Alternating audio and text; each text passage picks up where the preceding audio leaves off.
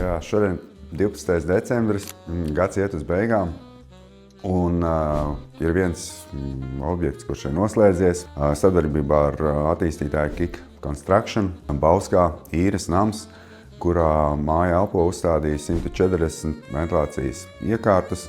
Un šīs iekārtas tika uzstādītas katrā telpā.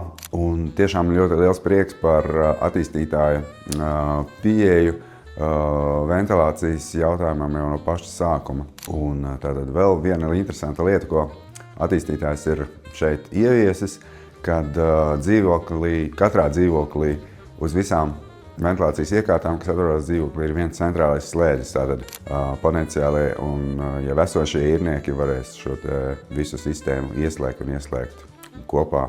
Tā kā tiešām ļoti liels prieks un ceram, ka šādi projekti būs vēl daudz arī nākošajā 2026.